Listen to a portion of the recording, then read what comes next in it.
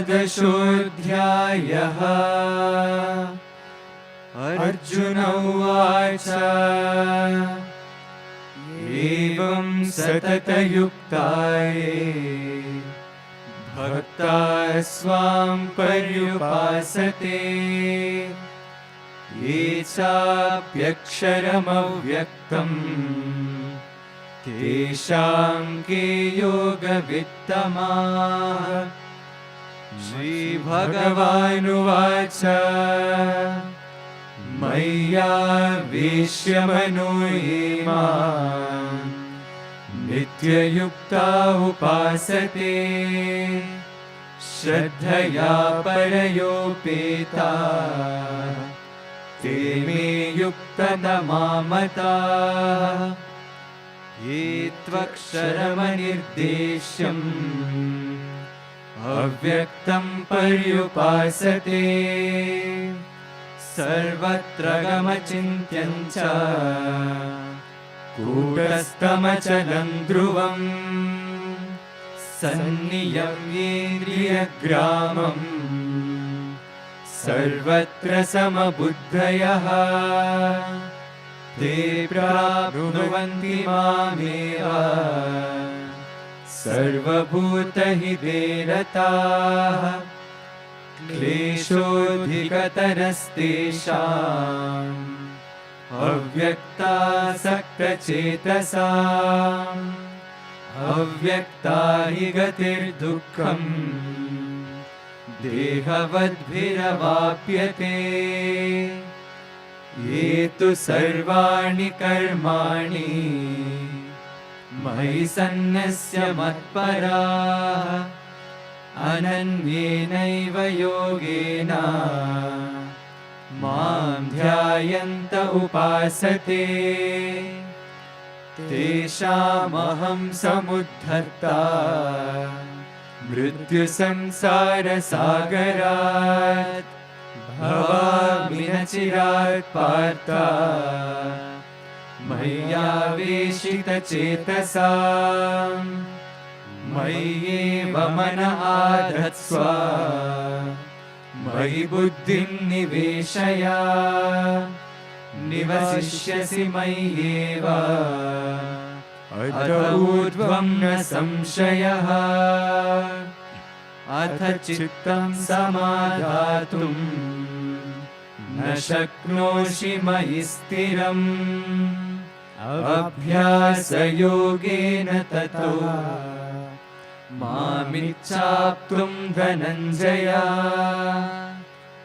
अभ्यासेऽप्यसमर्थोऽसि मत्कर्म परमो भव मदर्थमपि कर्माणि कुर्वन् सिद्धिमवाप्स्यसि। अथैतदप्यशक्तोऽसि कर्तुं मद्योगमाश्रितः सर्वकर्मफलत्यागम् ततः कुरु यतात्मवान्। श्रेयो हि ज्ञानमभ्यासात्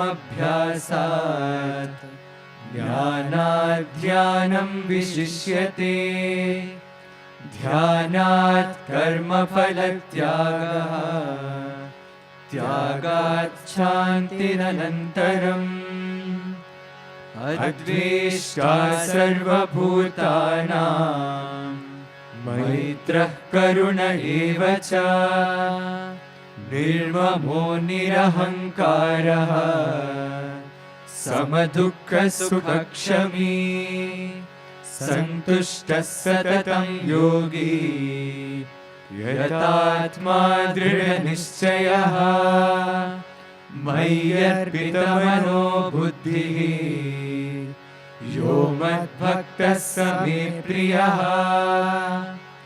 यस्मान्नो द्विजते लोकः लोकान्नो द्विजते च यः। हर्षामर्षभयोद्वेगैः मुक्तो यस्य च मे प्रियः।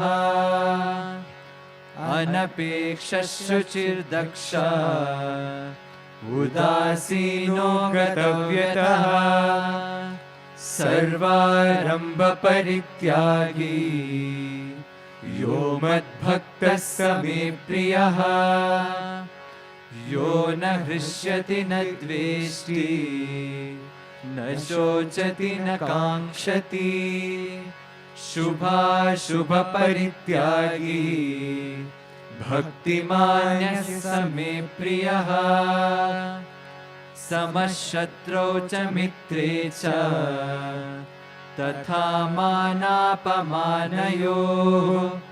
शीतोष्णसुखदुःखेषु समः सङ्गविवर्जितः तुल्यनिन्दास्तुतिर्मौनी सन्तुष्टो येन केनचित् अनिकेतस्थिरमतिः भक्तिमान् मे प्रियो नरः ये तु धर्मामृतमिदम् यथोक्तं पर्युपासते श्रद्धानामत्परमाः भक्तास्तेऽतीव मे प्रियाः.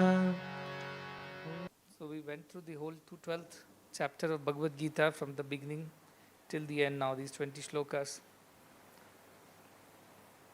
I recollect every time, I revise because every time there is a new set of students who have attended one class or not attended the other.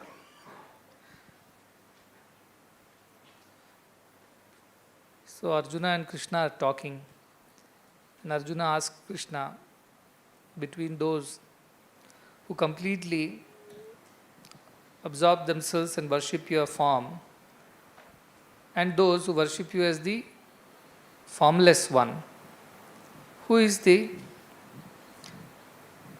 greater yogi?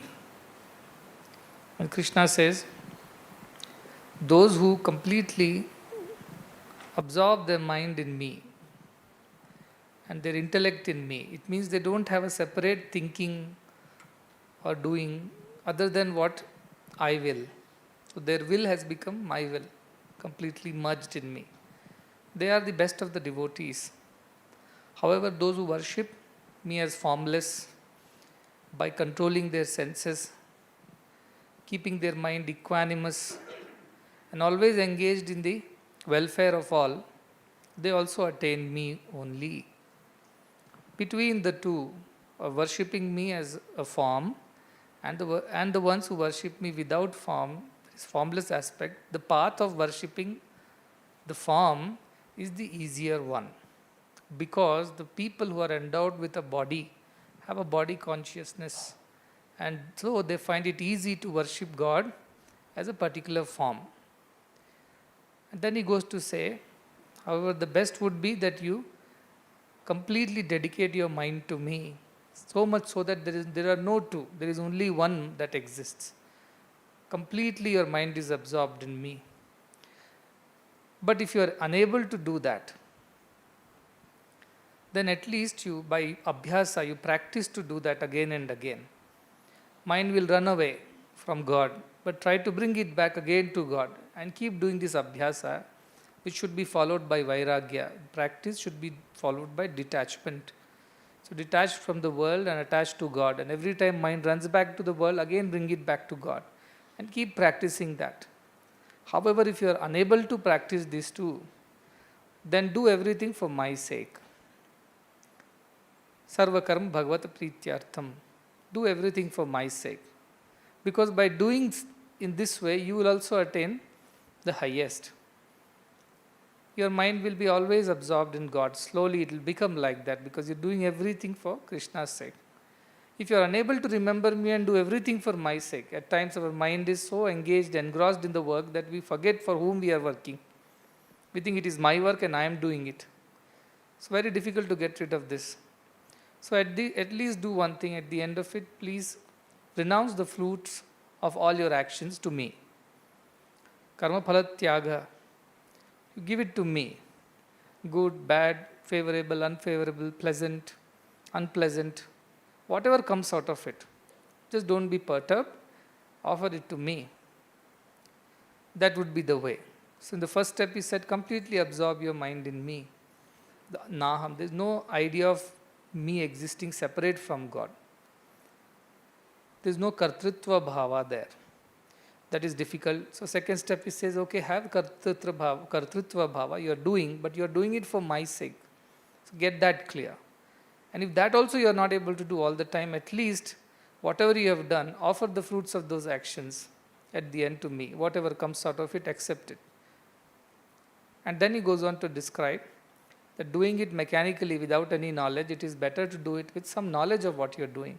But better than doing with just the knowledge, sheer dry knowledge, it is to have feelings, dhyanam, dhyanat vishishyate, have feelings, have the understanding, meditate on what you are doing, why are you doing.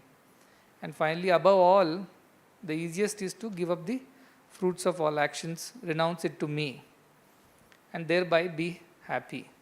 Once you are practicing this, what will happen to you? You will become anapeksha, you will become desireless, you will become pure. At the same time, you will do everything to the best of your capacity, dakshaha. You will become udasina, you will not be attached to anything. Katavyataha, whatever happens, you will let go of it. This way he goes on to describe that you will become, you do not have any hatred towards anybody. You have love and compassion and friendly demeanor all the time. You neither become too happy in achievements, nor you become sad when there are failures. In both circumstances, you remain equanimous. You will give up all kinds of pursuit. It means you will not be the initiator of the action. As the action is needed to be done, you will do it for my sake, renounce the fruits of the actions and be at peace again.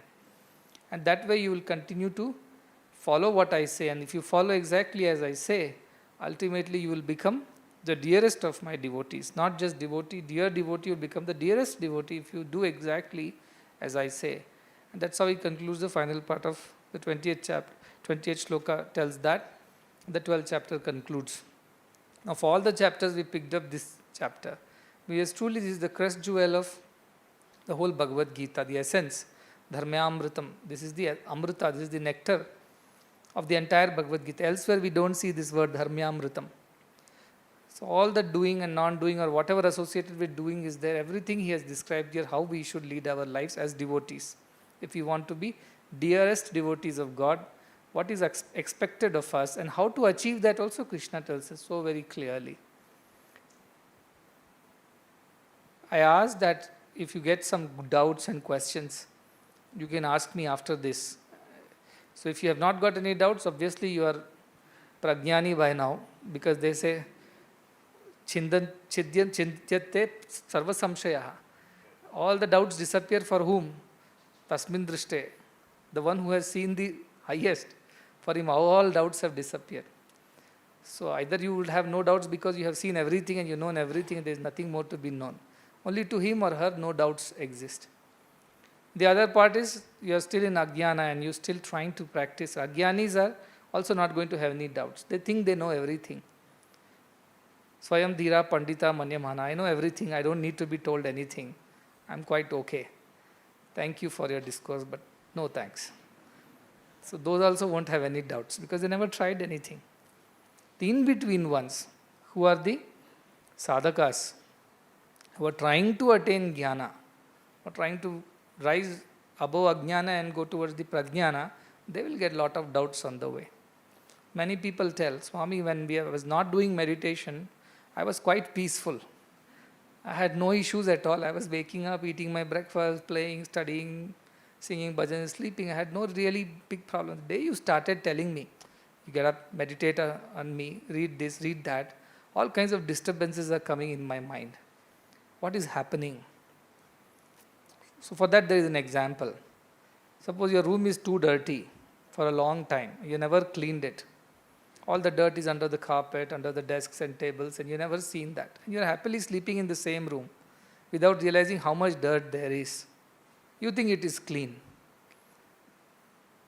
But when you pick up a broom and start cleaning on one Sunday, your warden comes on a round and says, "What is this, your room?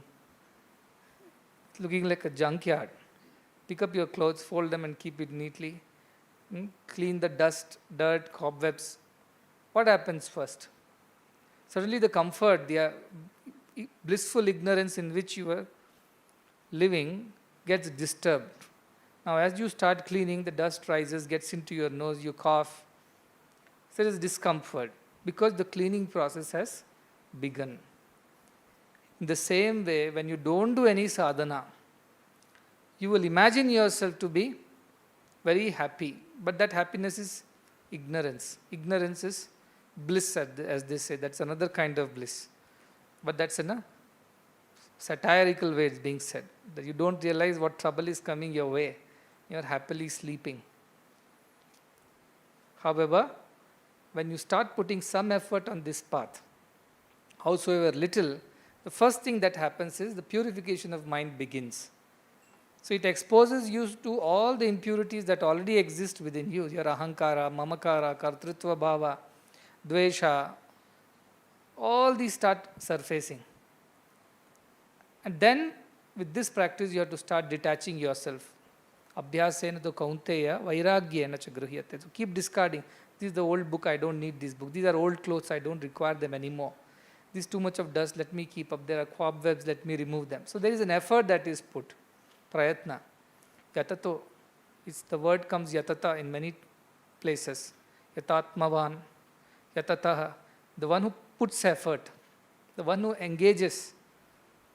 So such a person will start experiencing some discomfort in the beginning because things are exposed to, he is getting exposed to all that which was unnecessary, unwanted.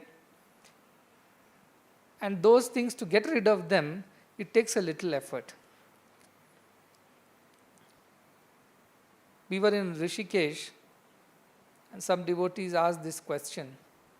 We go to a guru and ask him to give us jnana. Is Guru partial? That some people only he gives the jnana and some people he does not give the same attention, give the same instructions. Is there a partiality in the Guru? Why is it that some progress so fast into the presence of a Guru? Why is it that some people lag behind? What happens? So we said that Guru's grace is like the sunshine. It shines for everyone equally.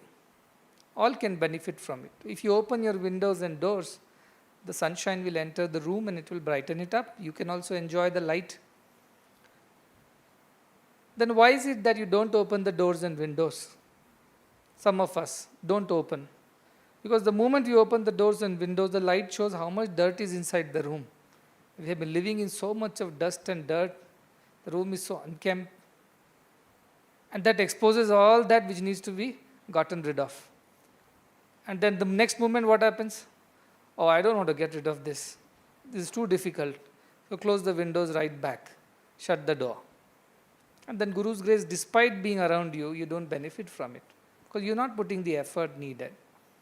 Effort is discomfort when you start. So that makes it very difficult. That is what Ashtavakra says. But those people who are worldly, they are Vagmi, they speak a lot. Prajna means lot of intelligence they think. And they are very busy. Lot of work they do. But the moment they become closer to realization, what happens? They become mukam, jada alasam. In a positive way, in the sense they become mukam. They cannot speak anymore because the jnana tells them there is nothing to be spoken. So they naturally become silent. They become, in a way, mudham, in the sense they don't have to engage in intellectual pursuits. They have to withdraw from that. They think this is all a waste. Jada, they become like that, they say. The world looks at them like that. Hey, this fellow doesn't talk at all. He's become jada. It means he's become like a inactive, kind of a lazy person. He does not do too much of activity. He's not running around everywhere trying to earn money, get name, improve his business. Look at him, he's just withdrawing from everything. In a way, he's becoming useless. So what happened? The world perceives them like this. What happened to him? Till yesterday he was so active, running around, doing so many things in the world. Suddenly he's become so silent, withdrawn. He's not interested in all these things. Out of that fear, that what will world think of us, and also their inner attachment to going on speaking, making friendships, making associations, and keeping themselves active for whatever reason, because their guna is like that, rajas. They find it difficult to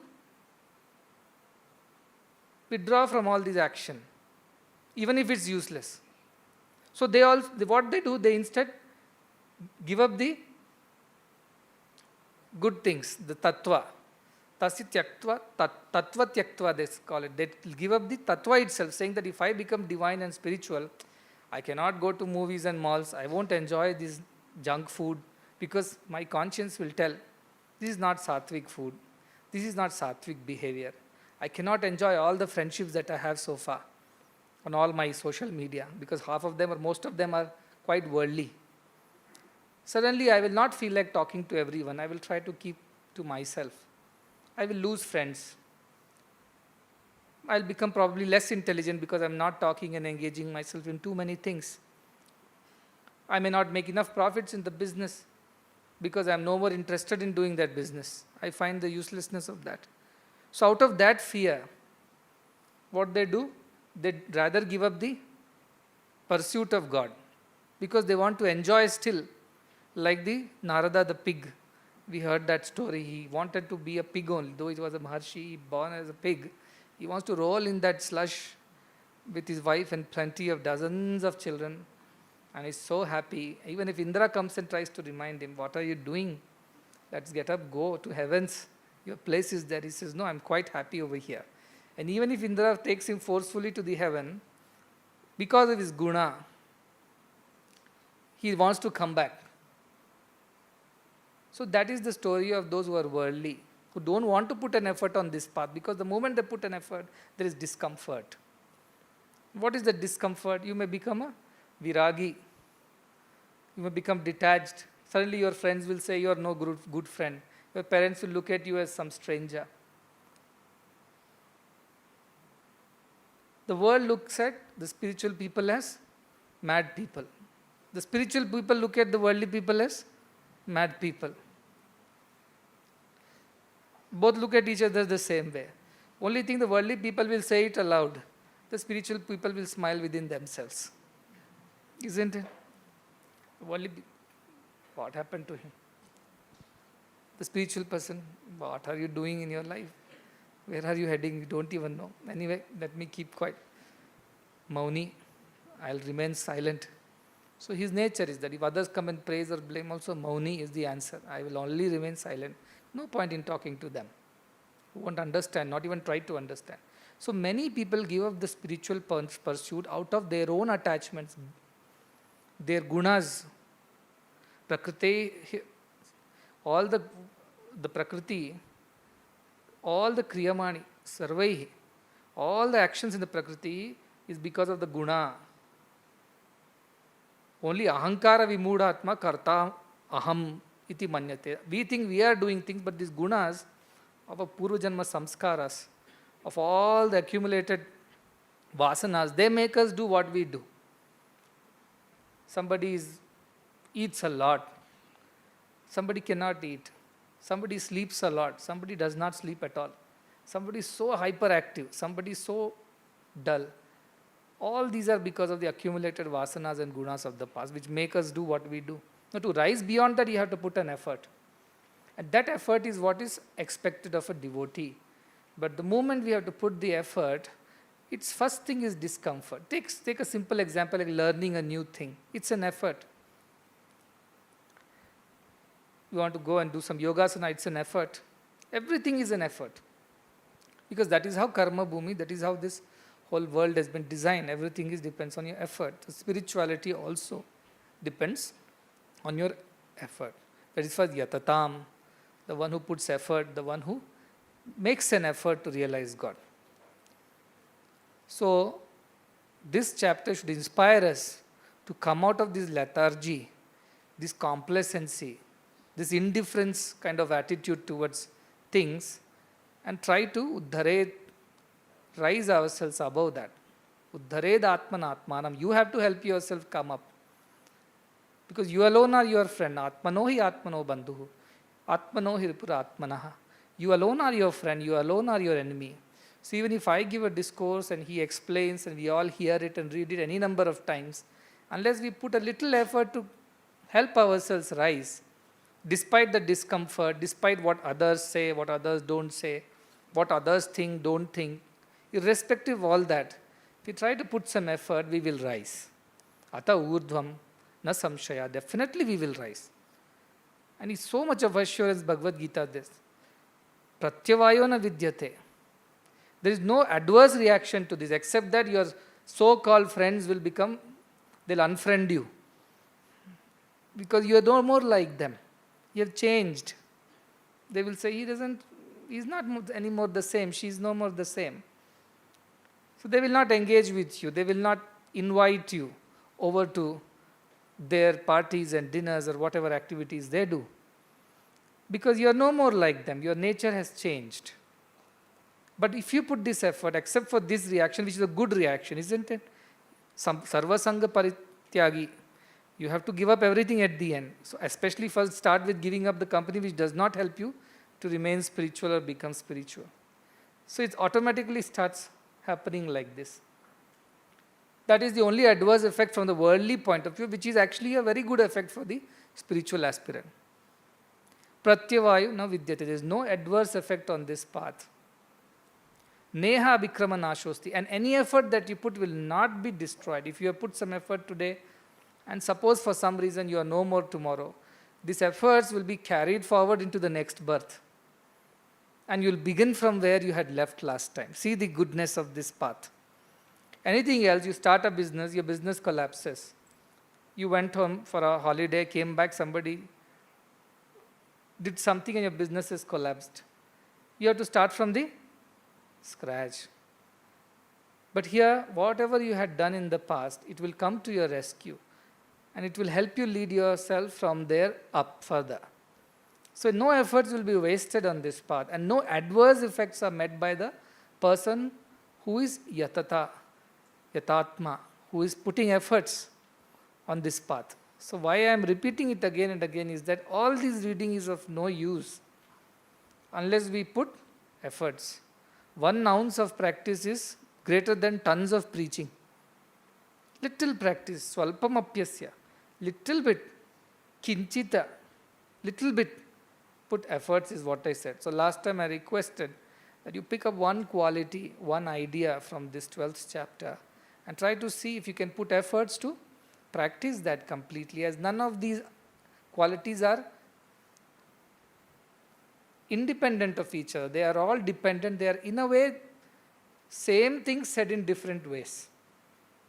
So try to put some effort is what I was requesting you. Otherwise, only theory, no practical will not help you. So looks like some of you have put some questions to ask. And some of these questions have been answered any number of times in discourses, may not be specifically in the context of Bhagavad Gita, but it has been answered any number of times.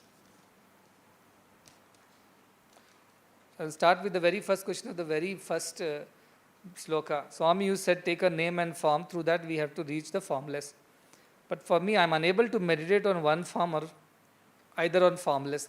None of these is happening for me. So what do? I don't know, Swami. Please tell me what should I do. So the problem is that I'm not able to meditate on a particular form, nor I'm able to think of the formless. So that was the first step, right? Maya Veshya Manoyema Nitya Yukta Upasya, or Mayeva Mana Adhastva Mayi Buddhim Niveshe. Meditate means what? Your mind gets absorbed in the object of meditation. Completely it gets absorbed in that deity or whatever they think that you are meditating upon. If you're meditating on money, that is also meditation. Your mind is completely filled with money. That's also meditation. Meditation is only a path, like a knife. It can be used to cut an apple, it can be used to cut a finger, it can be used to cut anybody. A doctor uses to cut a patient. So meditation is only a method, a path. It can be used for anything. If you meditate too much on anything, you start developing attachment to that. That also Krishna told in earlier chapters. Dhyato Vishayan Punsaha Sangasteshu Pajayate. Dhyana. This word comes there also. Continuously thinking of something is meditation, so much so that you become one with it. It could be worldly, it could be spiritual. So the person who is suffering, saying, I'm not able to keep a particular form or name in my mind, they keep changing. What do I do? So Krishna has already answered. Abhyasa you do. If abhyasa is also not possible, then what do you do? Let us start with Sarva Karma Bhagavad Prityartham. So if you're not able to meditate on any form and name, don't worry. Do Sarva Karma Bhagavad Prityartham. Whichever God it is, I offer it to that God. If that also is not possible, he only says Sarva Karma Phalatyagam. At least do that. Be an instrument in my hand and do the Phalatyaga. So that answer is like, if you are not able to concentrate on a particular form or a name, don't worry. Krishna has already said, if you can't do that, I know there is a problem. You please try to do everything for my sake. At least for that sake. If that also is not possible, just do whatever you have got to do. At the end of it, renounce all the fruits of the action. You begin there and somewhere you will reach. But see, purification of mind is simple. Chanchalam manasa is very chanchala. To stabilize that only, all this action has to be done. So to stabilize the mind, this purification thing, purifying the mind, you have to do some action and offer it to God, to begin there. And then as it emerges, it should be a natural process. You can't hurry up. You cannot expedite it suddenly. Many people write, Swami, I want quick, what is the fastest path of attaining Atmagyana? I told, I only know of paths. I don't know about the fastest and slowest paths. There are several paths I know. Now it's up to you how much effort you put, and accordingly you will achieve it. There is nothing like you will achieve it tomorrow or in a year. So many people ask, if I chant this mantra, how many times should I chant that I will attain realization? Or how many months should I follow this particular vrata? I tell, first of all, I am teaching you Sarva Karma Palatyagam. Again, you are asking, if I do this, will I get that? This is not transaction, this is transformation. It's a process. It takes its own thing, and everybody has a different path, different process. No two paths are same, no two people's processes are same. So allow yourself to naturally, gradually evolve. There is no great hurry. So take your time. And slowly, as the mind becomes more and more pure, it will be more stable and steady. Then you can pick up a form and name that is close to you, and you start doing that. So even if you have no form and name in mind, at least you can still offer the fruits of your actions to whatever existence, Satyam, Jnanam, Anantam, that is. I offer it all this to that great cosmic intelligence, the wisdom. Whatever exists, I am offering it to them. Whether form or no form does not matter. Begin there, and slowly and steadily you will develop that habit of keeping your mind steady. Swami, you said that we should not have any action, any sort of expectation when we perform an action. But if it is an action done in an attempt to make you happy, and if we do succeed in doing that, is it wrong to expect your proximity and your love? See, making me happy, as what it has got to do with proximity? Making me happy, I am saying Sarva Karma Bhagavad Prityartham, for happiness of God, for the delight of God, for the love of God, do. But when you put the other clause, I will make you happy, now it's time you make me happy. How? Look at me, call me for an interview, talk to me. Then it is wrong. But of course, it is a better thing to desire for than to desire for the praise of the public, which only boosts your ego. Definitely, it is a better desire. Anapeksha, you cannot become overnight. But you can replace a lower desire with a higher desire. The higher desire is that I want the love of God. But don't put condition, it has to be this way and it has to be that way. Somebody asked me, how do I know that you love me? Because you never look at me. You never take my letters. You never call me for interview. It's been 3 years I've been here. So how do I know that you love me? I told, the very fact that you love me tells that I love you. Because if I don't love you, you cannot love me. There are billions of people on this earth, all don't love me. Because I have not yet picked them up. They are all in the queue. Someday in some other way. But I've already picked you up, and I've already given you that love in your heart for myself. That clearly is the proof that I have love for you. So should that not satisfy a devotee? Meera said. See, but the other gopikas were used to fight. Krishna was with me and Krishna was with her or with whom. That was to be the debate after every Rasa Leela. Well, what did Meera say? Chakara Rakho ji, make me a servant of yours. Why? Not that I will expect a salary, accommodation, reimbursements, nothing. Make me a servant so that wherever you are moving around, some corner I can look at you. That's all I want. I'm not asking you to look at me. I'm not even asking you to praise my work. Oh, well, you cleaned the road so well.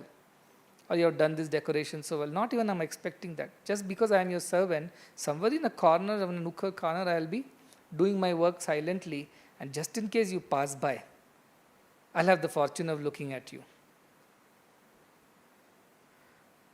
So make me a servant of yours. Chakara is naukar, chakar, they say. So make me a servant. That's all I'm expecting.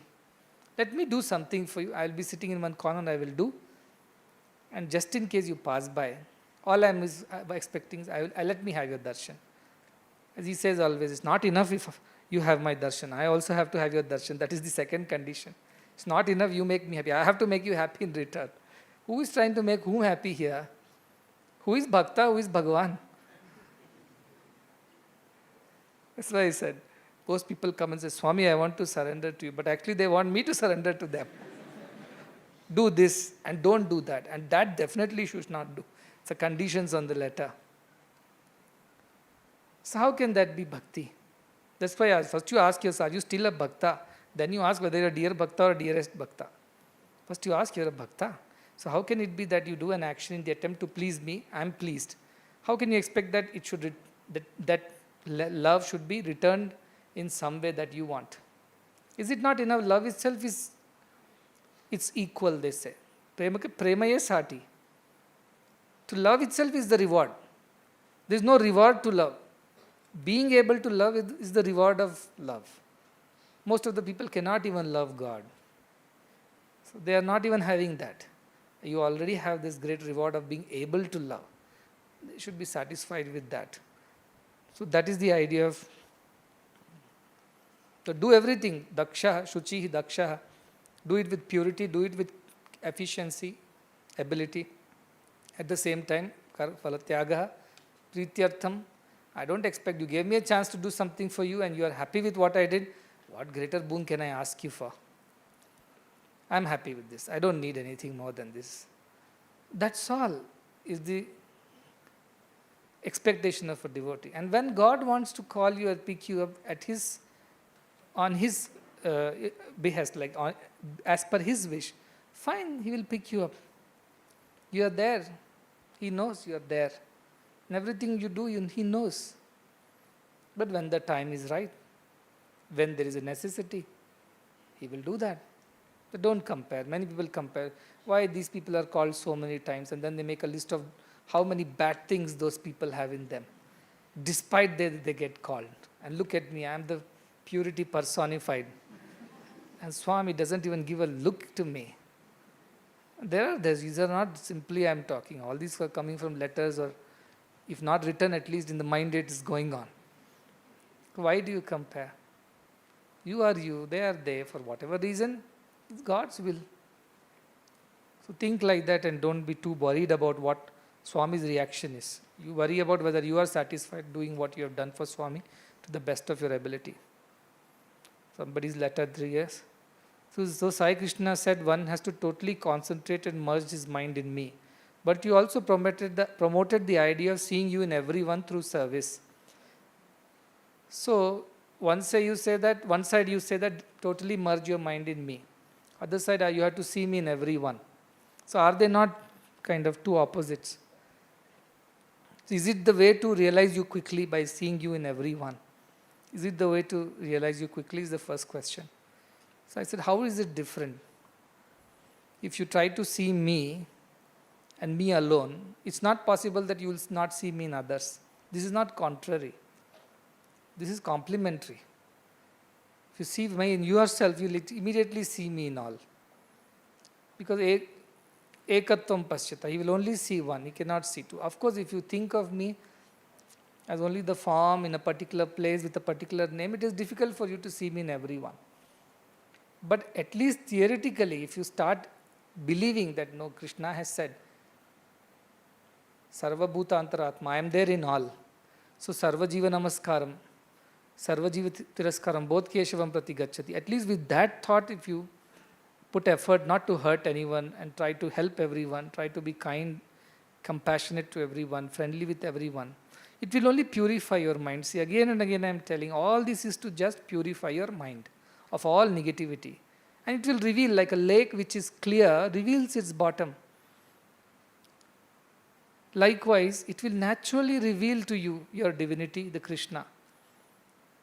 So it is only a question of purifying your mind, whatever you do. So if you think Krishna exists in all and that's why I should be careful not to harm anyone, hurt anyone, be friendly, be kind, that will start purifying your mind. And as the water gets purified, the bottom of the lake will be clear. But that is what this effort is about. When I visualize you in me in the form of a Jyoti, is this manifest form or the formless aspect? Because you are meditating on a Jyoti. See, Jyoti meditation is not meditation on the Atman. Jyoti meditation is a thought meditation. It is a training of the mind. It is a training process. You can meditate on anything, as I said. You can take a thumb and people do thumb meditation. They focus on thumb and they don't want the mind to deviate from the thumb. So is thumb formless? Thumb is not the question. The thought is the question.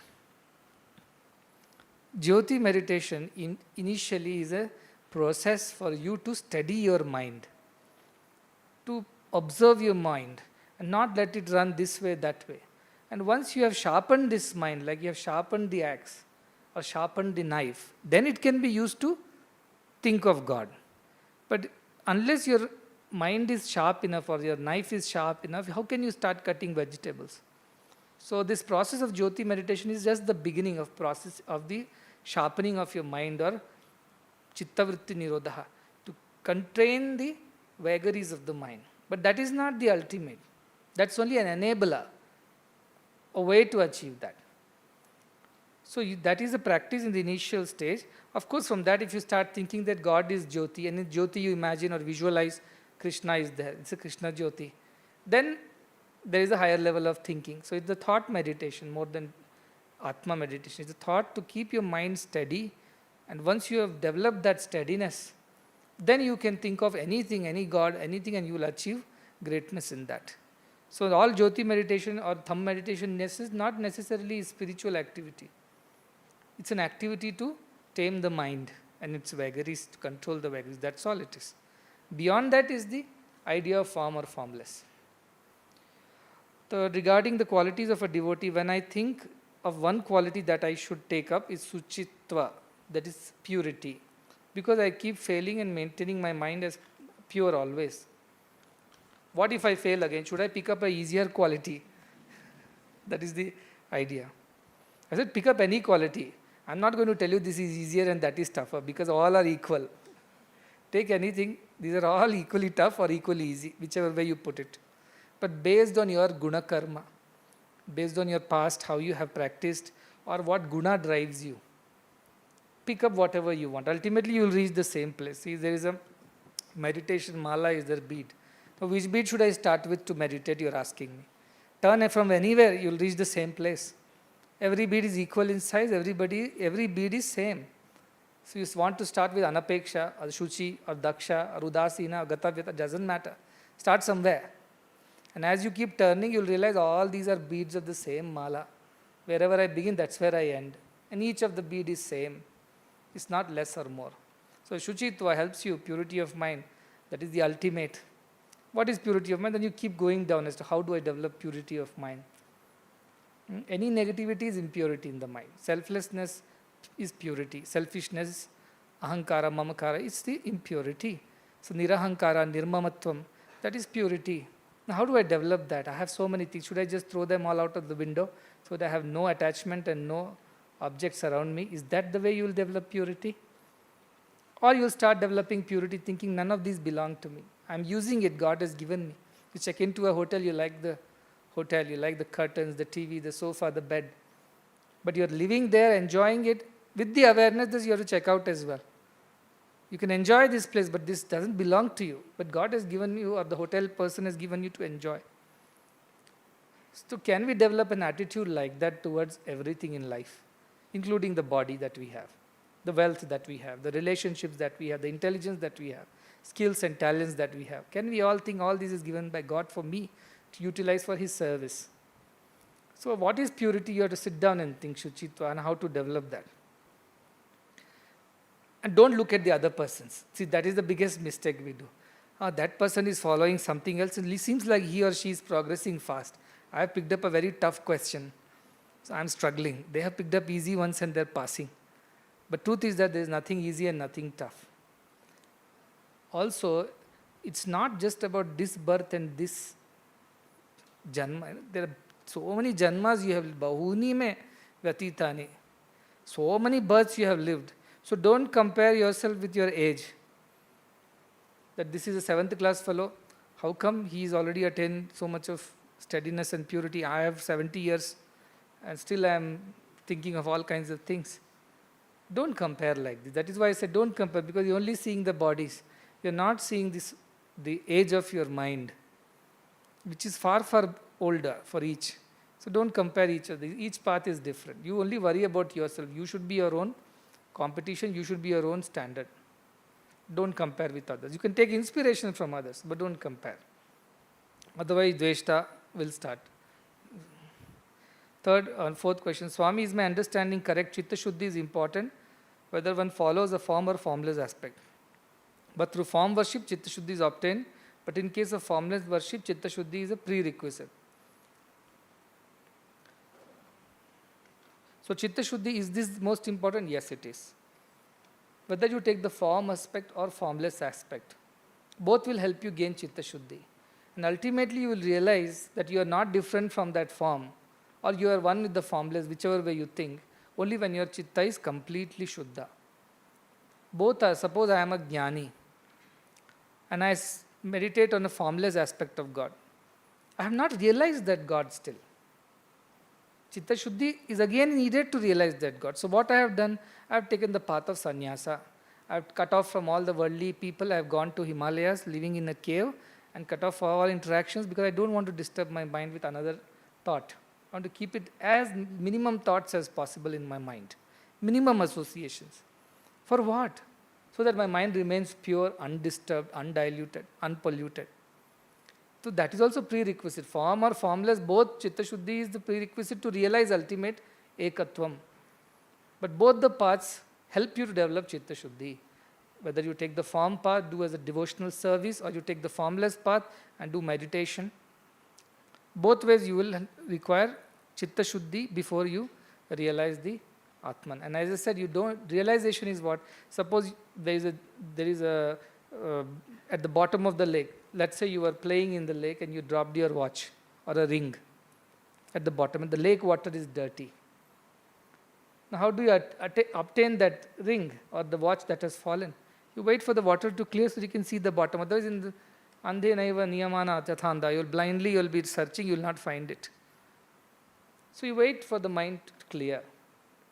So once Buddha was there and his disciples were there, and Buddha told, go get me some water from that nearby river.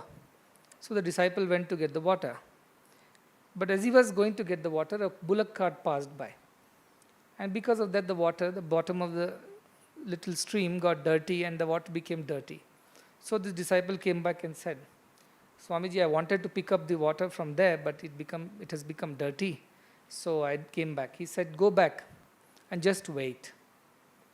Just wait for the bullock carts to pass, wait for the dust to settle, and then take the water. And he went back and he did what? He waited. And in the waiting, the dust settled, water became clear, he could take the water and come. So that is the sadhana. To patiently wait for your vikaras of the mind to settle, to Chitta Shuddhi to happen. So that is what you have to do. Chitta Shuddhi is the prerequisite for both. And once you attain the Chitta Shuddhi, you become, that knowledge reveals itself to you naturally. Can we become divine by acting as if we are divine? I can tell pretend, tend, end. That is the formula. You pretend to be divine, you tend to be divine, and you end up being divine. So, can we become divine by acting as if we are divine? Example, I am not divine. You are divine. Can I become divine by acting to be divine? Means what? Go to the costume room, get a kiritam, get a dhanush, bana, put on a pitambara. Is that what you mean by? So this is the first question. Yes, indeed. But it is not pretension. I use that word just to make sure that that formula gets into your head, like a formula. Many times we abbreviate things to remember things, isn't it? So it's just a formula. Pretend does not mean artificial pretensions. Deep, sincere, spiritual conviction that I am divine. That is what I mean by pretending. Not just for the sake of showing off everywhere. I am divine, I am divine. No. Not that you have to change your demeanor or your clothing or your makeup. But deep down, deep conviction should be there, I am divine. Because scripture said I am divine. See, Tigrit, I always appreciate Tigrit for that. He says I am divine because my guru said I am divine and my guru does not tell lies. End of the matter. And why guru? The scriptures said you are divine. The scriptures say three steps to realizing any truth. One is Shastra Pramana or Shruti. What is the Shruti? Shruti says 4 Mahavakyas there. Ayam Atma Brahma, Prajnanam Brahma, Tattvamasi, Aham Brahmasmi. So scriptures are telling me that I am divine. So that is the first step. So try to believe in that thought. That is pretension. Pretend means from that point of view. Try to believe and that convince yourself with that thought. Then second is what? Tarka. Or the argument, the logic, reasoning. If I am divine, how is it that I behave in this way? I behave in that way. I don't really speak and act like a divine person. Then are the scriptures wrong or is something wrong with me? So you do some analysis, some reasoning. And then you find that whenever you truly get convinced and believe that you are divine, your thought, word, actions, everything change as more divine. And that should be good enough a conviction that if I continue to believe I am divine, my behavior will change. My words and thoughts will change. And because of that continuous changing, mind will become pure and pure, and you will end up realizing that you are divine. So pretending does not mean an external, artificial thinking. It is deep, supreme, convinced thinking about you being divine because the Guru said so, scripture said so, or whatever be the reason. And then you slowly start analyzing every thought, word and action. Is it in tune with my divine nature? That is, then you tend to become divine. Tend is not on its own. By continuous discrimination, detachment, you will be tending to be divine. At the end, when you become completely pure, the divinity in you will simply shine forth. Like when you clear up the glass of the lamp, which is covered with soot, the Jyoti reveals itself. Jyoti was always there. The ring that has fallen to the bottom of the lake is there. To attain that, this process. So pretension is not the pretension that we do outside to the world. It is a deep conviction. And then analysis of every thought, word and action based on that conviction, and finally the realization. Anubhava is the third step. With Swanubhava, you know that you are divine. The people who don't believe the existence of God, but they do all their duties according to their dharma, can they attain divinity? A very important question, isn't it? They're atheists, but they're good people. They're doing what they have got to do. He's a doctor and he's doing his job thoroughly well. He is very capable doctor, very knowledgeable, very skilled, and very kind and compassionate, good, and does his best for everyone who comes. Can he attain his divinity? Now, I told you yesterday, what is the difference between you and God? What is that barrier? What is that curtain? It is mind. So his mind is good. His mind is good mind. But still the mind is there. Isn't it? His mind is a good mind. He's helpful, he's kind, he's compassionate, but yet I am doing is there. Only when you get rid of this I and merge this I in the bigger I, that is when realization happens, isn't it? That is what we are saying all the time. So, can he realize divinity? Unfortunately, no. Because till he gets rid of this mind, I feeling that I am different from God, because God does not exist for such a person. So, what will he merge that into? However, with continuous good, someday God will take mercy, pity on him. But on his own, he will not be able to attain. But yes, if God takes compassion on such a person because he is kind, he will teach him that beyond your mind and beyond all this doership is where I exist. Indriyabhyo, para, after Indriya comes mana. But after mana, buddhi. So he is operating at the buddhi level. Jo buddhe para, beyond the buddhi what is there, that is saha. So yo buddhe paratastu saha, that is divine. So till buddhi level is operating, he will not realize divinity. He will be a good person, people will love him, appreciate him, he will have a happy life, satisfied life, fulfilled life, but ultimate fulfillment will not happen. It's like the river going all the way, but somebody has built a dam. Until the dam releases the water will not become a part of the ocean. So it's something like that. It's doing good to everybody. The water is useful for agriculture, drinking, it helps everyone. At the end of it, can river become the ocean? No. Till that barrage or the dam is broken. So that is the idea of getting rid of the mind and the doership. That's when a good person will become a God person.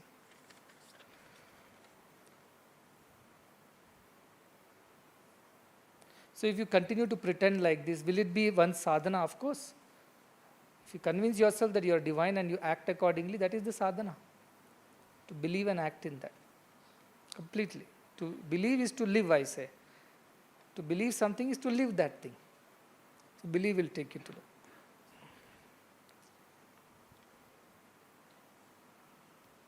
So it takes time to offer a bitter movement to God when something unpleasant happens. Pleasant happens, sometimes we are finding it easy to offer God's grace. Something unpleasant happens, very difficult, that is what this person says.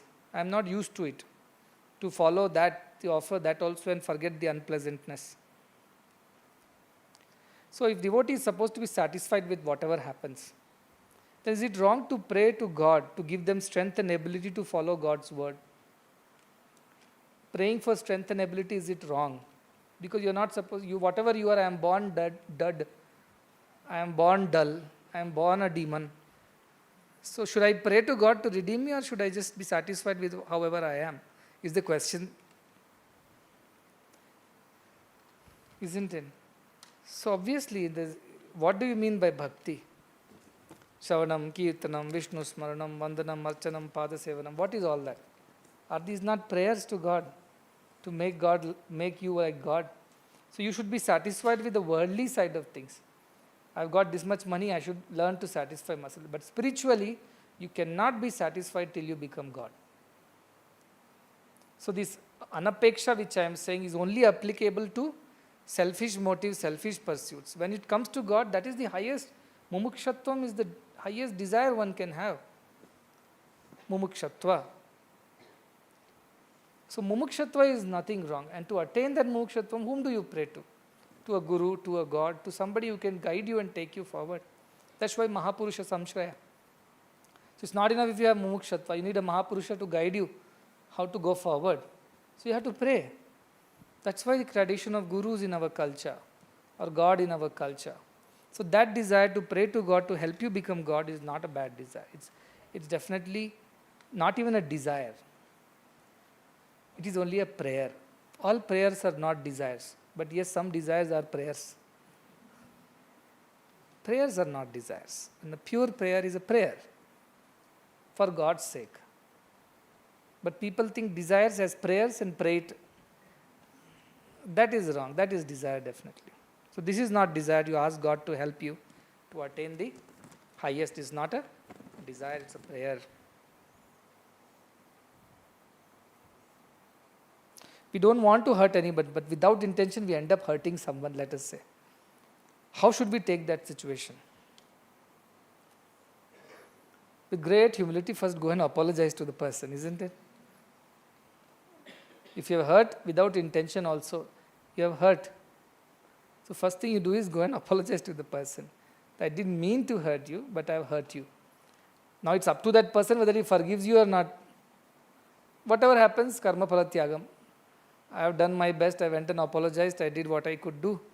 Beyond that, if I couldn't convince the person that it was not intentional and the person still holds grudges against me, what can I do?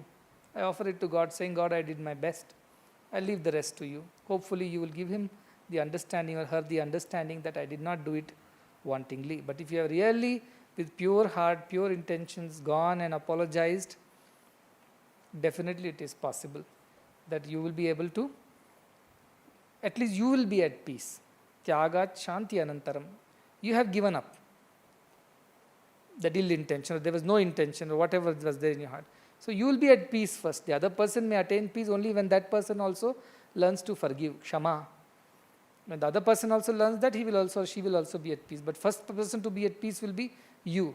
When you swallow your ego and go and apologize, whether you have done it intentionally or unintentionally. Both ways you must go and apologize and make good for it. You said you live in the present, don't think about anything else. Then you say Arjuna had Purva Tapa. He thought before doing anything. So he was not living in the present. Look at the logic of the mind. You say live in the present. Then Arjuna should have lived in the present. But you say Arjuna deserved Bhagavad Gita because he had Purva Tapa, not Paschatapa. He thought, what will be the consequence of all that we do? So should I fight this war at all? So he is not living in the present. Then he doesn't deserve this Bhagavad Gita because he was living in the future. See, truth is that, again as I said, all doubts disappear for only those who attain the oneness. For everyone else, there will be some doubt or the other. But to clarify this doubt. See, what is present? Past is a tree. Present is a seed. Future is a tree. So both past and future are in the present. Because this present is the gift of the past. Or it is born out of the past. And it carries the future in itself. That's why it is called omnipresent.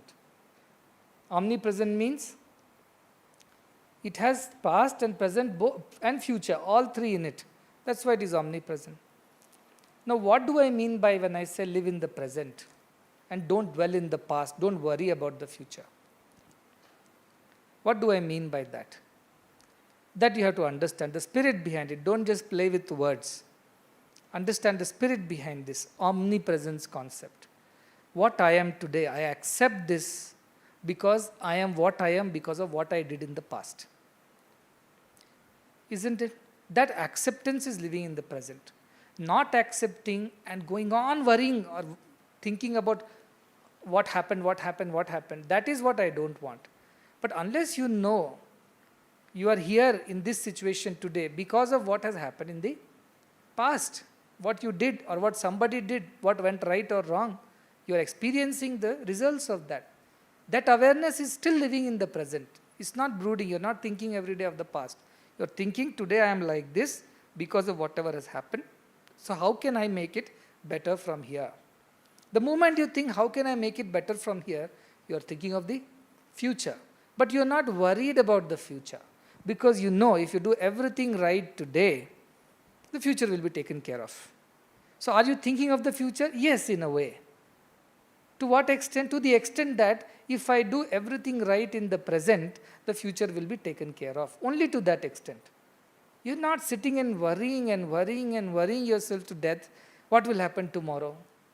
What will happen a year later? You're not worrying. You're saying if I do everything today right in this present, my future is all right.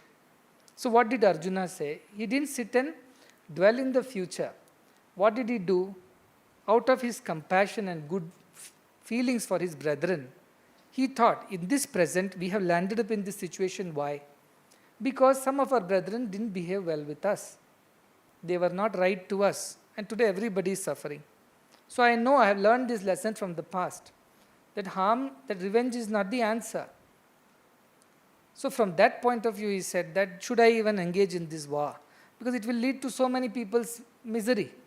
Women will lose husbands, children will lose father, and women without a husband in those times in the society will have nowhere to go. Who will do Pitra Yajnas? Without Pitra Yajnas, when the sons are not there to do Pitra Yajnas for their forefathers, those souls will be restless. And these kind of questions he asks, because which is as part of our dharma. Yet he waits for Krishna's guidance. At the end, he follows Krishna's guidance. So he is not unduly worried about the future. He is just thinking, what should I do right in the present, which will ensure that the future is good for everyone. Only to that extent. So he thought about the past also, because he knew what has brought them to this situation today. The past he remembers. Otherwise, why will they be fighting a war? Does he not remember the past? He does remember. But also he remembers that by doing this, what could be the future? He is contemplating on that. And that is why he is Purvatapi. So if you do something, and we say think before you ink. So is it living in the future? It is living in the present, because you want to ensure your present is right. Because present holds the seed of the future tree. To that extent only you think of the future, not beyond that. So somebody says that if you are happy, don't be too long, don't laugh too much, all this also will pass. So should we not be excited about any good thing also? Should we remain long-faced, Something good happens also, no, we are not supposed to laugh. Krishna said, don't laugh too much. So should we behave like that, with long face? Should we not be showing our happiness, our excitement? Should we not celebrate at all? So what do you mean by equanimity? Equanimity means no celebrations, no happiness, no excitement. Also at the same time, not at all perturbed, I failed, so what? The teacher comes and says, you failed in 3 subjects, so what? I am equanimous. Should that be the attitude? Is that equanimity is the question. Isn't it? Again, this is all play of words. The logic of the mind is... So what do you mean by equanimity in good times as well as bad times? Dukkheshu anudvigna manaha, it says. And sukkheshu vigada spraha. This is what equanimity is. If in the times of sorrow, take refuge in the greater will of God. Surrender to God's will. And don't be disturbed within. But let us say somebody died, very close neighbor. You go there. And everybody is crying. And everybody is feeling sad.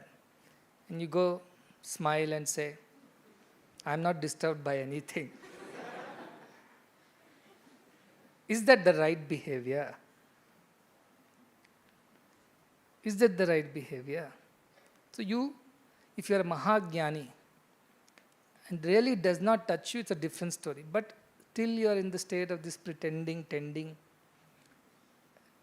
out of compassion for the other person, Maitra, Karuna, should you not show some emotions? Not that you have to start lamenting and beating your chest and rolling on the floor.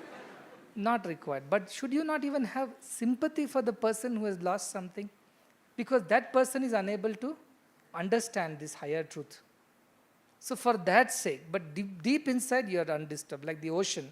The waves are only on the top. Deep inside it's perfect peace.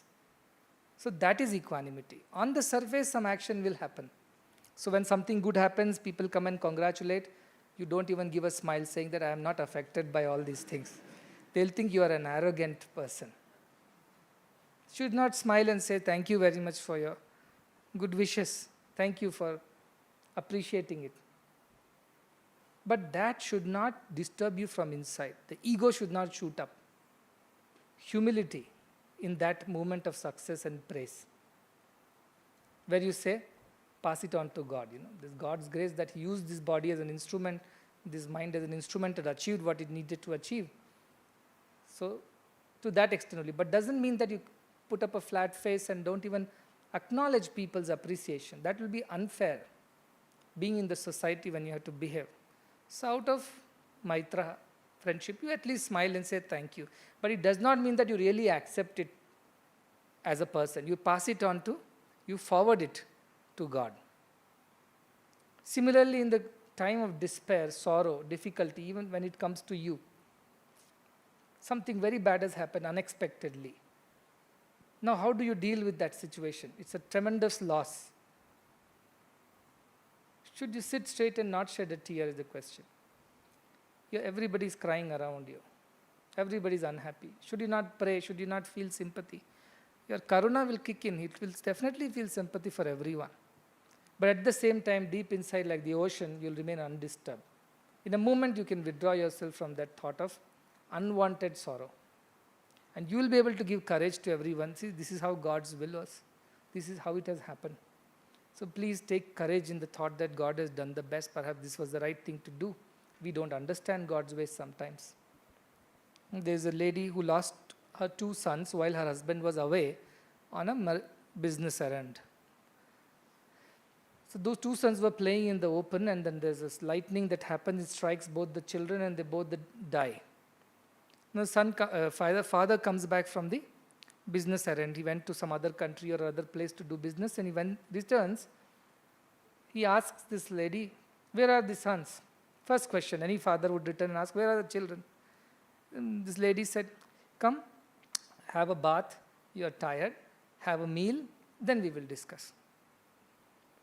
So father does not anticipate much, goes, has a bath, comes back for a meal, she serves the meal, they have a meal. Then she asks a question to this person. Imagine if your friend had given, if my friend had given me 2 gems to keep in my custody. And today he came and asked both of them back, both the gems, which were in my safekeeping. But I don't feel like giving it back to that person. Is it okay? The husband says, how can it be okay? The gems did not belong to you. They were of your friends. He kept it in your safekeeping. How can you? That is stealing. Keeping things of others, it's stealing. That's wrong. You should return it immediately. Then she says, that is what I did with the 2 sons. When God came and asked them back, I gave it back. That is equanimity. Dukkheshu anudvigna mana. And husband understood. So this clarity, these don't belong to me. It's in my safekeeping. That's why whenever somebody comes with a baby and tells me, do namakarna, do this, I tell, hey, this is my property in your custody. Don't forget that. This is my property, but in your custody. Safekeeping, and you're caretakers, you're not owners. So that helps the person to remain equanimous. But it does not mean that such a person will not cry or not laugh at all. So idea of equanimity is not the idea of laughing or crying. It's the idea of not being disturbed inside. Outside you will behave as per the requirement of the society, but deep inside you are undisturbed. So that is the idea of equanimity, and don't misunderstand with these external expressions of it.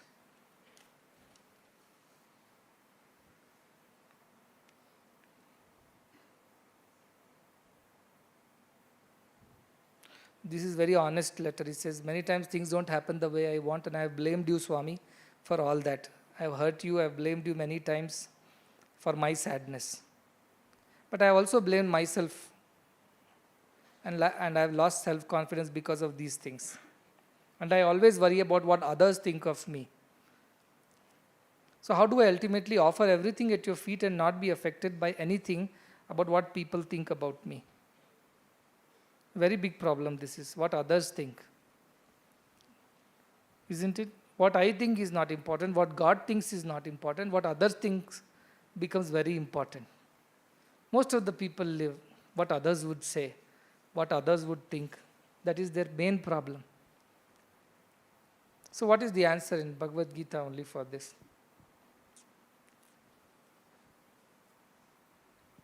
Shubha Shubha Parityagi. Tulya Ninda Sutir Mauni. Isn't it? This is good, that's why others think this way, this is bad, others will think bad of me. It is Shubha, Ashubha, both I discard. And for me, all that matters is what God would think of me. Because in the final analysis, that's what would matter. So all I'm worried about is what God would think. Is it good?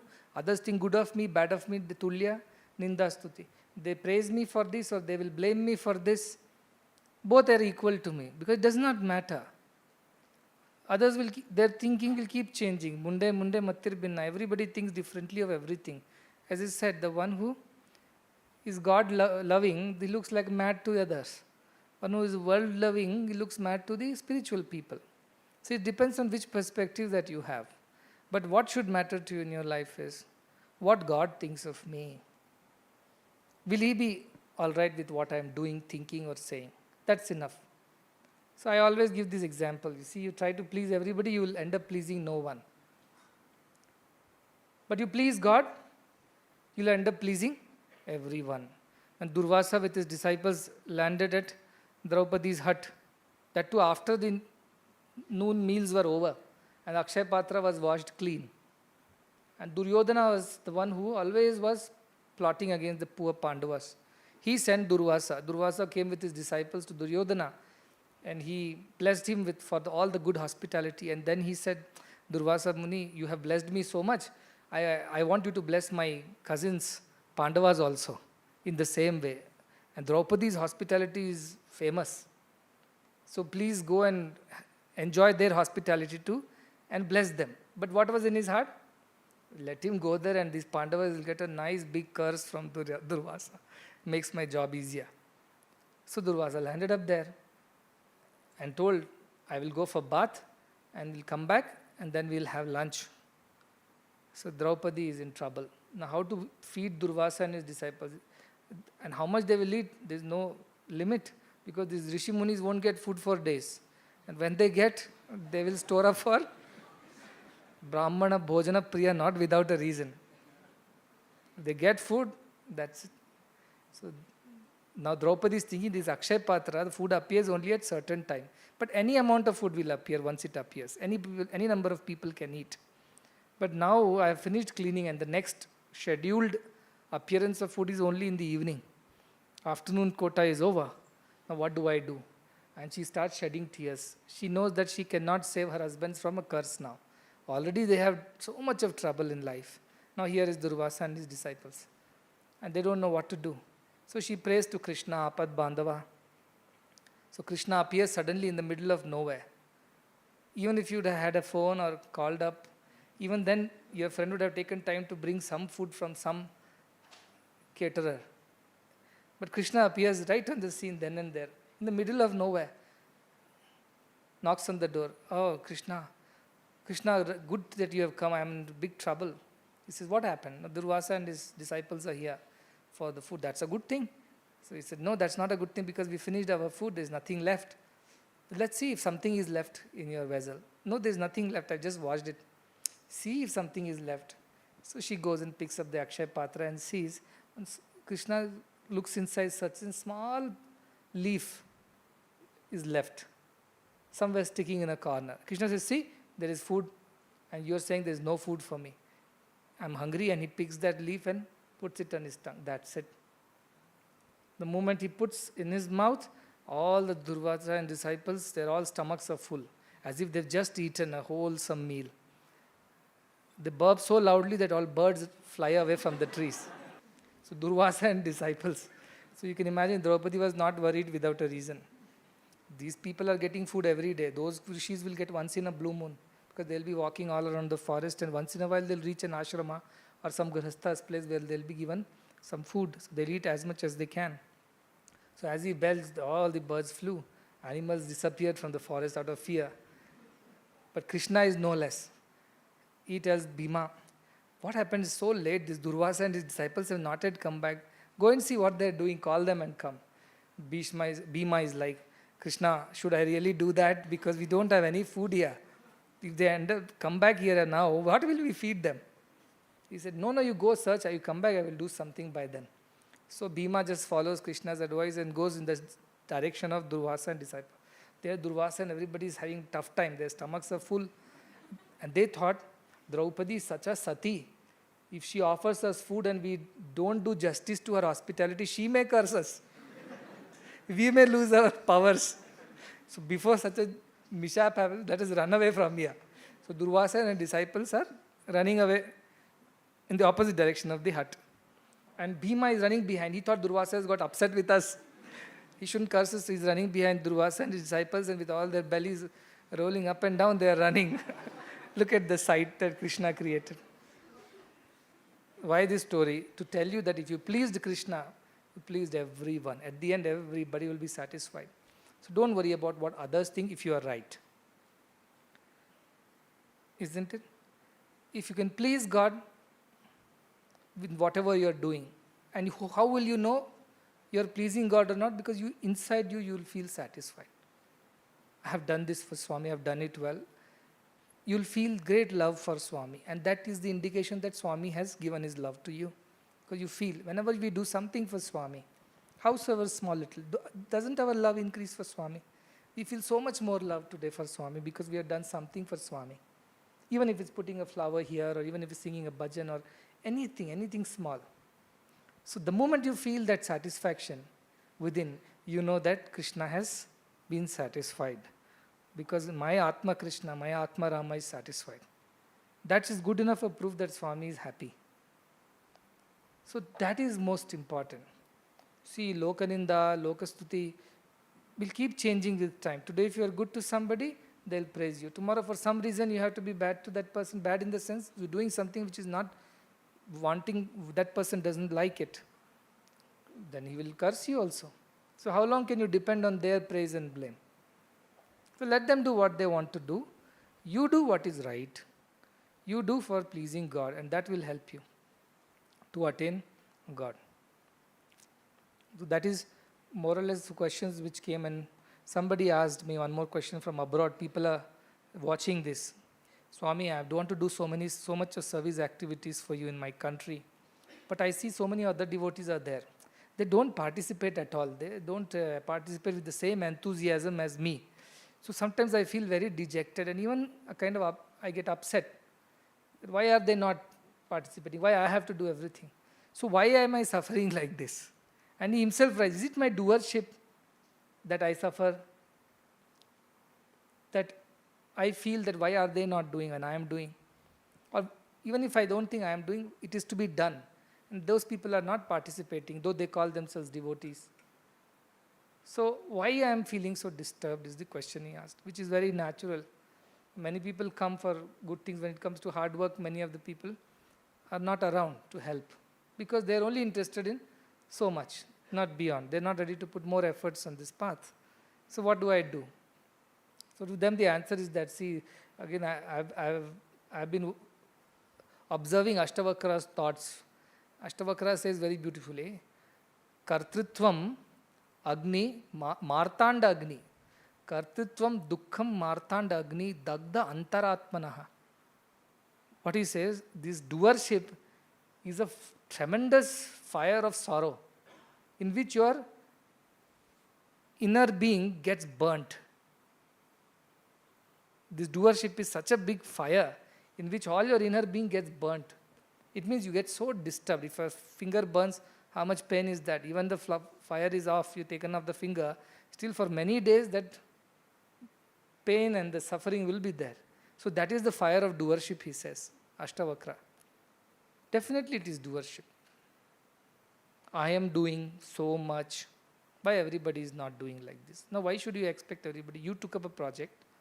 Some people promised you that they will participate. Now they don't want to participate. So what do you do now? Sarvarambha Parityagi. If you took it up, then you will suffer. But if it's Swami who told you to do, and you started doing something, then Swami will find ways to send people. If not this, somebody else. Swami gives opportunity to one person to do something. They don't take the opportunity, he'll find somebody else to do this work. And it will go on. But when it is our initiation, it's not a guarantee. But when it is Swami's initiation of anything, any work, any activity, which is a group activity, that is the best, because he will find his ways to get it done.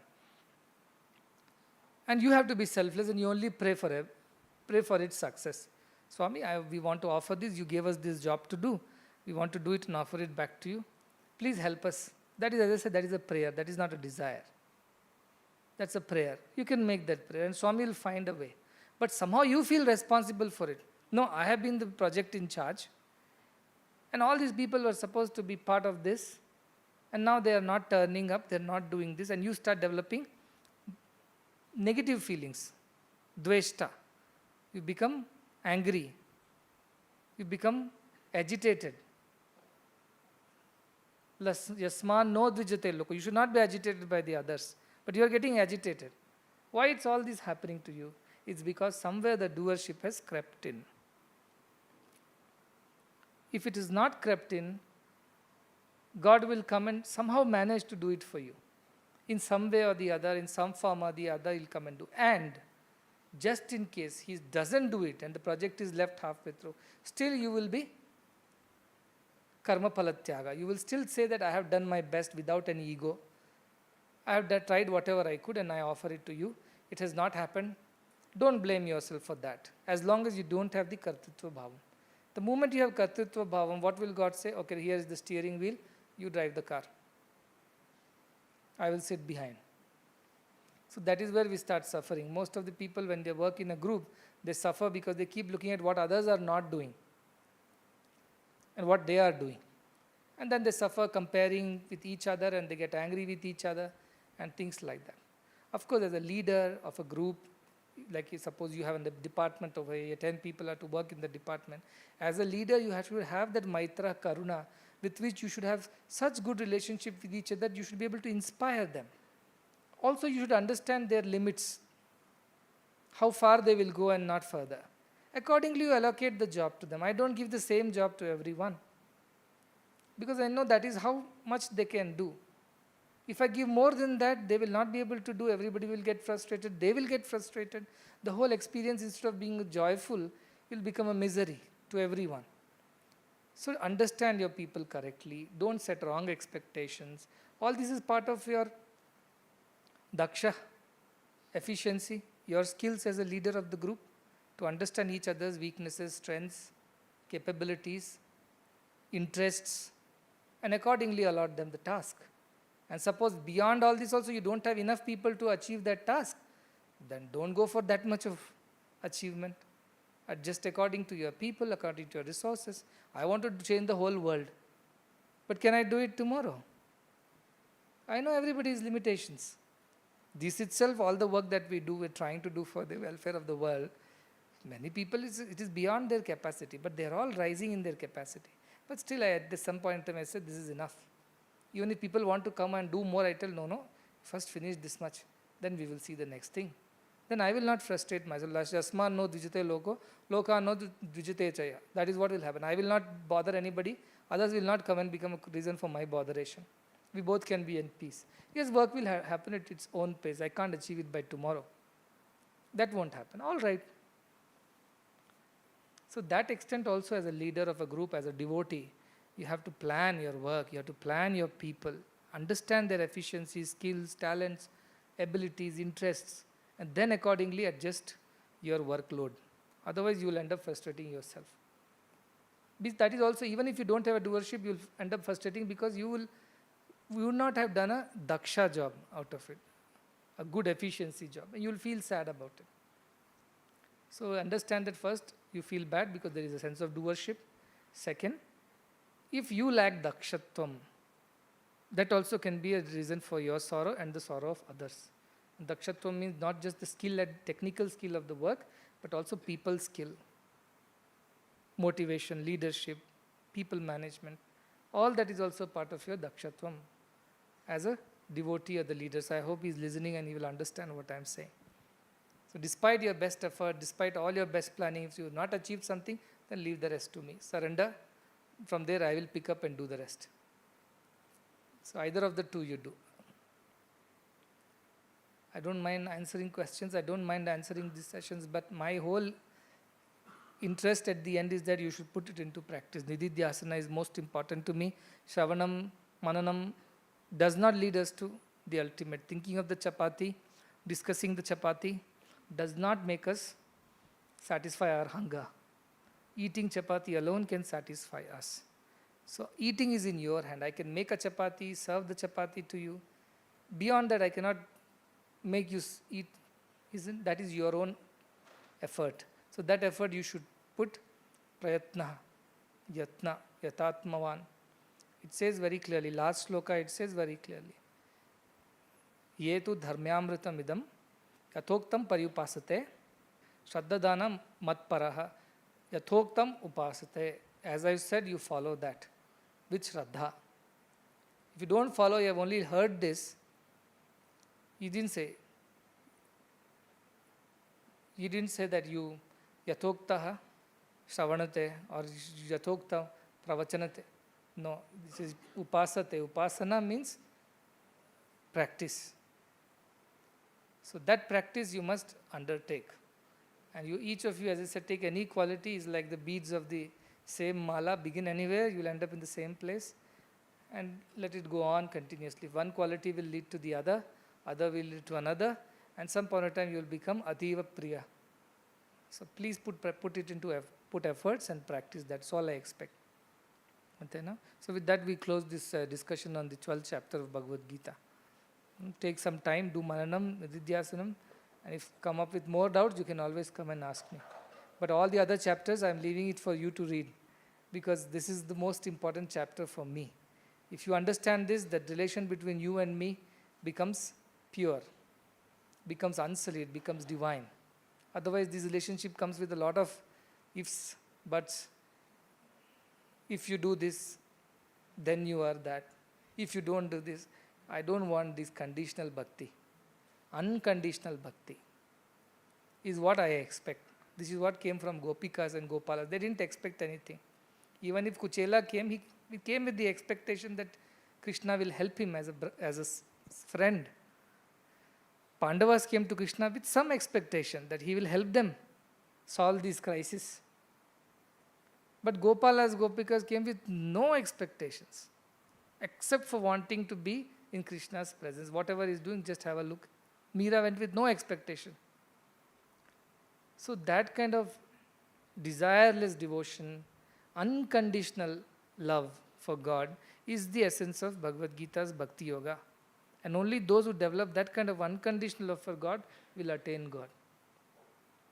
That is most important. Practice that. And as I said, if you are there, I'll straight away jump to the last sloka of Bhagavad Gita.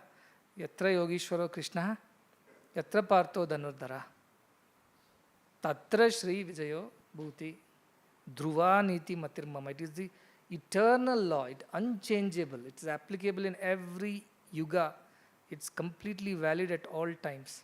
As long as these two conditions are fulfilled, Krishna and Arjuna. So you are all Arjunas today. Arjuna is not just that person who fought the war that day. He is in each one of us, the Jiva, who is striving to become Deva, who is striving for perfection, who wants to rise and become Paramatma from Jivatma. That is the Arjuna inside all of us. And to that Arjuna who is ready to put efforts, Partho Dhanurdharaha, with the bow. If he says, I don't want to fight a war, please tell me, not that Arjuna, who is willing to put effort on this path. He's ready with his dhanu, the bow. And Yogishwara Krishna, of course, is there to teach you. So though both a sincere, devout sadhaka, devotee, willing to put efforts, combined with God's grace and guidance, will attain Shri prosperity, spiritual prosperity, Vijaya, success in your endeavors to achieve God. Vibhuti means good name, fame, whatever follows after that.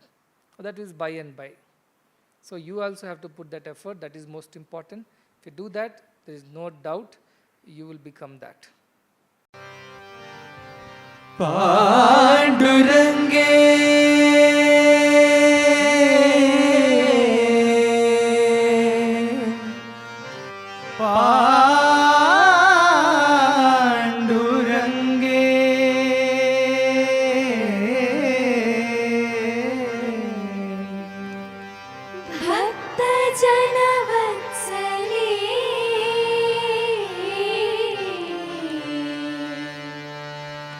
भक्तजनवत्सले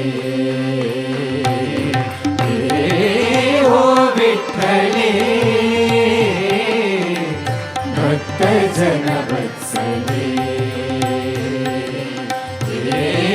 हो विठ्ठले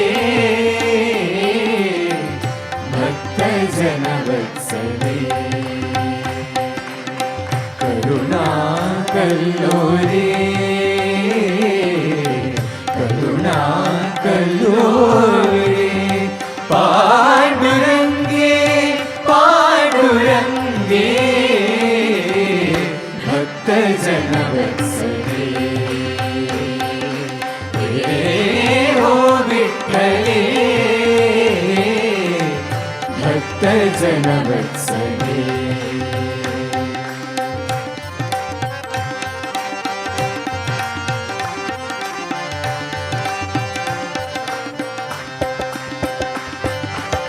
सजल जल गगन पीतांबर परिधाना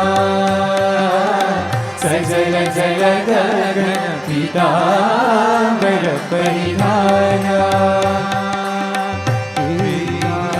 पीतांबर परिधाना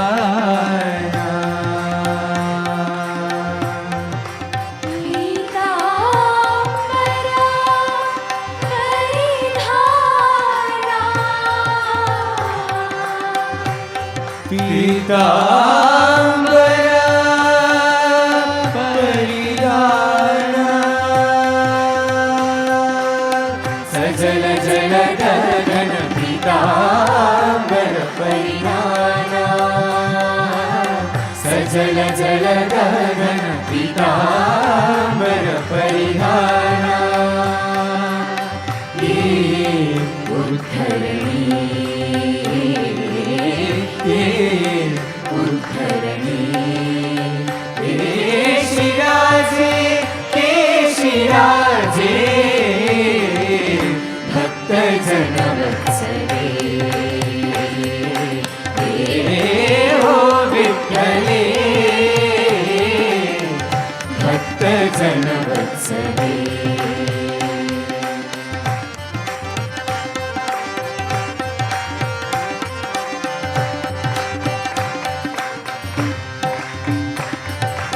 नामामणी तू विश्वाची जननी नामामणी तू विश्वाची जननी पामपनि पापा पमपनि सा सा नि सनि पापा मपनि पमरि सा पामपनि पापा पमपनि सा सा नि सनि पापा मपनि नि पमरि सा सरि मरि सरि मपा सरि ममरि सरि मपा मपनि पमपनि सा मपनि नि पमपनि सा रि सरि सा रि सनि सा नि पमपा रि पमपा रि सनि सा रि पमपा रि सनि सा रि पमपा रि सा रि प रि सा रि प रि सा मरि सनि सरि सरि सनि पमरि सनि सरि मरि मरि सनि मपनि पनि पमपनि सरि सरि सनि मरि सनि सरि सा नि पनि मपनि प मरि सनि सा मरि सनि सरि सा सा नि पनि मपनि प मरि सनि सा मरि सनि सरि सनि सा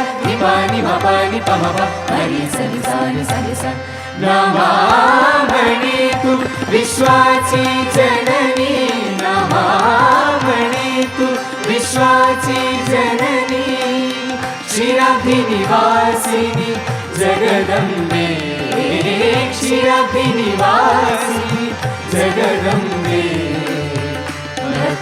भक्तजनवत्सले हो विठ्ठले भक्तजनवत्सले हो विठ्ठले भक्तजनवत्सले हो विठ्ठले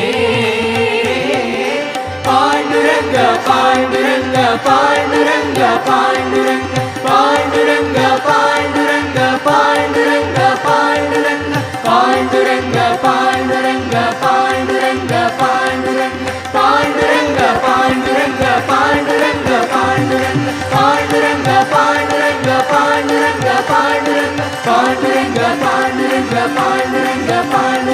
Panduranga Panduranga Panduranga Panduranga Panduranga Panduranga Panduranga Panduranga Panduranga Panduranga Panduranga Panduranga Panduranga Panduranga Panduranga Panduranga Panduranga Panduranga Panduranga